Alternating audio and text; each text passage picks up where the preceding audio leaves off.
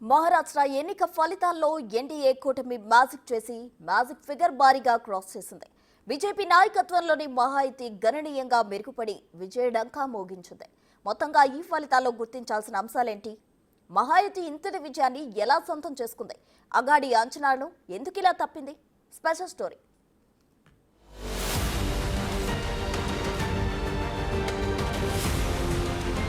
Tug of war అవుతుందేమో అనుకున్న మహారాష్ట్ర ఎన్నికల్లో వార్ వన్ సైడ్ అయ్యింది. మహాయుతి కూటమి అనుకున్న దానికన్నా మించిన ఫలితాలు రాబట్టింది. దీనంతటికీ కారణమేంటి? ఏ అంశాలు ప్రభావితం చూపాయన్న దానిపైనే ఇప్పుడు చర్చంతా. గత 2019 నాటి నుంచి ముగ్గురు ముఖ్యమంత్రులు, నలుగురు డిప్యూటీ సీఎంలను చూసిన మహారాష్ట్రలో 2024 ఎన్నికలు మాత్రం హోరాహోరీగా సాగాయి. టగ్ ఆఫ్ వార్ ని తలపించాయి. నువ్వా నేనా అంటూ తలపడి కలబడ్డాయి. ఈ ఎన్నికల్లో బీజేపీ, షిండే శివసేన, అజిత్ పవార్ ఎన్సీపీ ఇంతటి భారీ విజయం సాధించడం వెనుక అనేక కారణాలున్నట్టు అంచనా వేస్తున్నాయి రాజకీయ వర్గాలు. ఇటు మహిళ, అటు ఓబీసీల సమీకరణ, కూటమి పార్టీల ఓట్ల బదలాయింపు, రైతాంగాన్ని విశేషంగా ఆకర్షించడం వంటి పలు అంశాల్లోని లోటుపాట్లను మహాయుతి ముందుగానే పసిగట్టి ఓ పట్టుపట్టింది. కీలకమైన మరాఠా ఓటర్లు మహావికాస్ అఘాడీలోని కాంగ్రెస్ వైపు మొగ్గు చూపుతున్నట్టు గుర్తించిన బీజేపీ తన వ్యూహానికి మరింత పదును పెట్టింది. మరాఠేతర వర్గాలన్నిటినీ ఏకం చేసింది. ముఖ్యంగా ఓబీసీ ఓట్లపై ఎక్కువగా దృష్టి సారించింది. 90ల నాటి నుంచి మాలీ, దంగర్, బంజరి వర్గాలు కమలనాథులకు అండదండగా ఉన్నాయి. మరాఠాలకు ఓబీసీ రిజర్వేషన్లు ప్రకటిస్తే తమ వాటా తగ్గుతుందని ఈ వర్గాల్లో ఇప్పటికే ఒక గుబులుంది. ఇదే అదనుగా భావించిన కమలదళం ఈ ఓట్లను తమకు అణువుగా మార్చుకుంది. తాము అధికారంలోకొస్తే వీరికి కూడా రిజర్వేషన్లిస్తామని హామీ ఇచ్చింది. విచిత్రమేంటంటే మరాఠా వర్గానికి చెందిన షిండే ఇక్కడ మహాయుతి ముఖ్య నేతగా ఉన్నారు. దీంతో ఆశించిన స్థాయిలో ఈ ఓట్లు అఘాడీకి పడలేదు. ఇలా రెండు విధాల ఓట్లను ఆకర్షించడంలో విజయవంతమైంది మహాయుతి.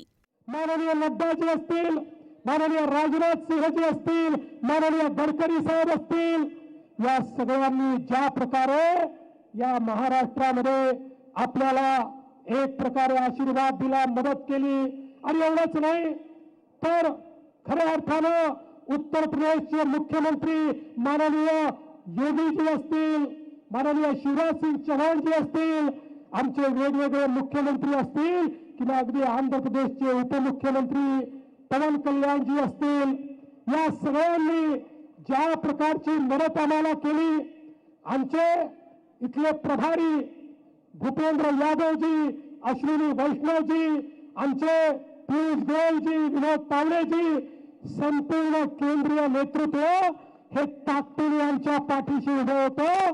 आणि सगळ्यात महत्वाचं, भारतीय जनता पक्षाने संकुचित विचार केला नाही.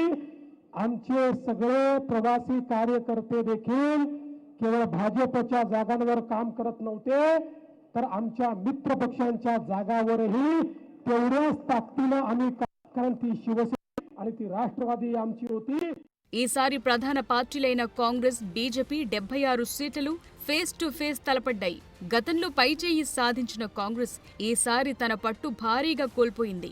మహారాష్ట్రలో 11 జిల్లాలున్న విదర్భలో 62 స్థానాలుండగా కొన్నేళ్లుగా ఇక్కడ బీజేపీ ఆధిక్యం కనబరుస్తోంది. కానీ 2019లో వెనుకంజ వేసింది. గత లోక్సభ ఎన్నికల్లోనూ బీజేపీ తీవ్రంగా దెబ్బతినగా అఘాడీ 10 మంది ఎంపీలను గెలుచుకుంది. ఈ అసెంబ్లీ ఎన్నికల్లో కూడా విజయం తమదేనని భావించిన ఇండియా కూటమి అంచనాలు తలకిందులయ్యాయి. సుమారు 40 సీట్లలో మహాయుతి విజయం సాధించింది.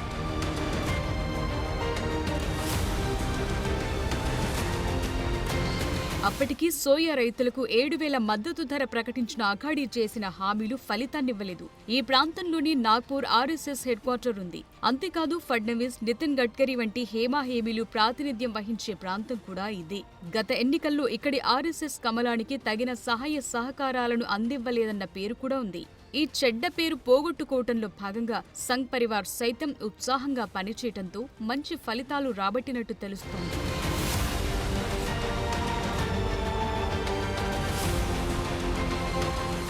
మహాయుతి రాష్ట్రంలో భారీ ఎత్తున మహిళా ఓట్లను రాబట్టడానికి గల కారణం లడ్కీ బెహన్ పథకం. 1,500 రూపాయలుగా ఉన్న ఈ మొత్తం 2,100కు పెంచుతామంటూ హామీ ఇచ్చింది మహాయుతి.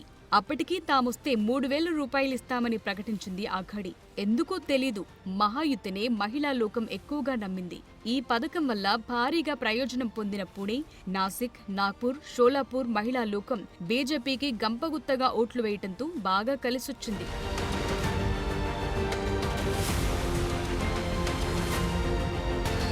రైతాంగాన్ని సైతం బాగానే ఆకట్టుకోగలిగింది మహాయుతి. కనీస మద్దతు ధర సైతం 20% పెంచేలా ప్రకటించింది. పేద రైతులకు మేలు జరిగేలా అక్షయ అన్న యోజన స్కీమ్ ప్రవేశపెడతామని హామీ ఇచ్చింది.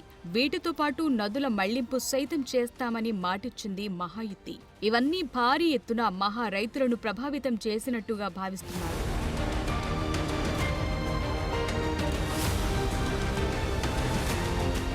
మహారాష్ట్రలో ఉల్లిపై ఆంక్షలు విధించడంతో కొంతకాలంగా ఈ రైతాంగం గుర్రుగా ఉంది. పలుచోట్ల రోడ్డెక్కిన ఉల్లి రైతు కారణంగా గత లోక్సభ ఎన్నికల్లో దారుణంగా దెబ్బతింది బీజేపీ.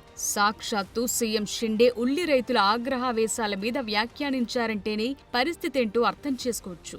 ఈ వేడి వాతావరణాన్ని గుర్తించి ఉల్లి ఎగుమతులపై ఉన్న ఆంక్షలను సైతం తొలగించారు. ఈ చర్య కూడా ఉల్లి రైతుల్లో ఉన్న ఆగ్రహాన్ని చల్లార్చగలిగింది. ఇది కూడా మహాయుతికి బాగా కలిసొచ్చింది.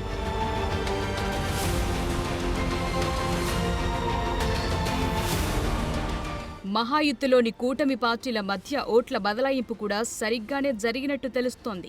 మహావికాస్ అఘాడీలో సీట్ల సర్దుబాటు వేళ తలెత్తిన విభేదాలు ఈ ఎన్నికలపై తీవ్ర ప్రభావం చూపాయి. కాంగ్రెస్ నిర్ణయాలు ఢిల్లీలో జరుగుతాయని సంజయ్ రౌత్ వంటి వారు విమర్శించడంతో హస్తం పార్టీకి తీవ్ర విఘాతం కలిగించినట్టుగా లెక్కిస్తున్నారు. ఇదే అఘాడీని అగాధంలోకి నెట్టినట్టుగా భావిస్తున్నారు. ఇలాంటి అంశాలు అఘాడీ ఆశలను అడియాసలు చేసినట్టుగా భావిస్తున్నారు రాజకీయ విశ్లేషకులు.